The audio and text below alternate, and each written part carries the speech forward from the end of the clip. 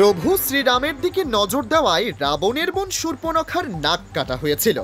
আর এই কলিকালে স্ত্রীর দিকে পরপুরুষের নজর আটকাতে সুন্দর নাকটাই খুবলে খেয়ে ফেললেন স্বামী, সির্ফ সন্দেহের বশে।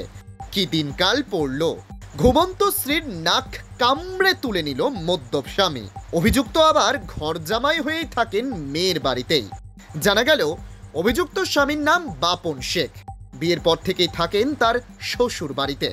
ভালোবেসে বিয়ে হলেও পণের দাবিতে নিয়মিত স্ত্রীর ওপর অত্যাচার চলত। তার উপর আবার সন্দেহের বাতিক। গভীর রাতে স্ত্রী ঘুমিয়ে পড়লে কামড় দিয়ে নাক উপড়ে খেয়ে ফেলে, এমনকি প্রাণে মেরে ফেলার চেষ্টাও হয়। মহিলা বাঁচার জন্য চিৎকার করে উঠলে পাশের বাড়ি থেকে ছুটে আসে এক প্রতিবেশী। তাকেও নাকি অভিযুক্ত কামড়ে ঘায়েল করে শেষে পালিয়ে যায়।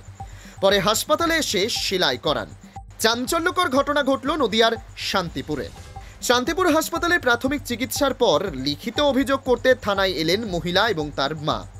আক্রান্ত গৃহবধূর অভিযোগ, কন্যা সন্তান হওয়ার পর থেকেই তার প্রতি অত্যাচার বেড়ে যায়। ঘটনার তদন্তে নেমে অভিযুক্ত স্বামীকে গ্রেপ্তার করে আদালতে পাঠিয়েছে পুলিশ। কালকে 3টের সময়, গতকালকে গতকালকে 3টের সময় আমি ঘুমাচ্ছিলাম, আমাকে গলা টিপে ধরেছে। কে? আমার স্বামী। কি নাম? বাপন শেখ। কোথায় বাড়ি? গোপালপুর মিলেস্ট্রিট ওদের বাড়ি। আমার বাড়িতে থাকে, ঘর জামাই থাকে। আপনার বাড়িতে মানে আপনার বাড়ি কোথায়? আমার বাড়ি বেরপাড়া, কলমবাড়ি। আচ্ছা, আপনার নিজের বাড়ি আর কি? আমার নিজের বাড়ি। সেখানে আপনার স্বামী আপনার সাথে থাকে? হ্যাঁ, আমার সাথে থাকে। কি কাজ করে?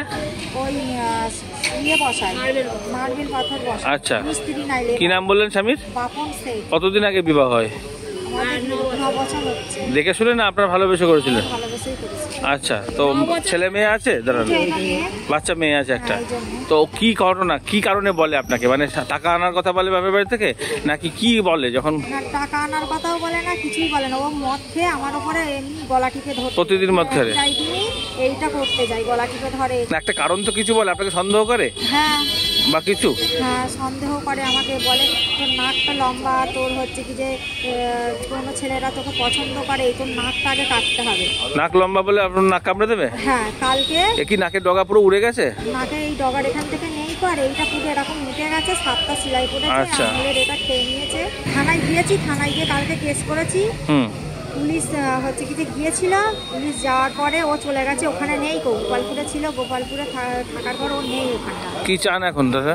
আমি চাই ওকে ধরে নিয়ে যাক, ধরে নিয়ে গিয়ে ওকে ব্যবস্থা করুক। আমি এটাই জানিয়ে সংসার আর করতে চাই। তো আপনার মা বাবাকে জানিয়েছেন? আপনার যে বাপের বাড়ির মা বাবা? এই তো আমার বাপের বাড়ি, মা বলতে এটাই, বাবা টাবা কেউ নেই। ছোট কোথায় বাপের বাড়ি? কোথায়? বেরপাড়া, কলমবাড়ির মোড়। আচ্ছা, তো সেক্ষেত্রে আপনাদের বাড়িতেই ও থাকতো? হ্যাঁ, কিন্তু তারপরেও আপনার সঙ্গে অত্যাচার করতো? হ্যাঁ, তারপরে আমাকে মারধর করে।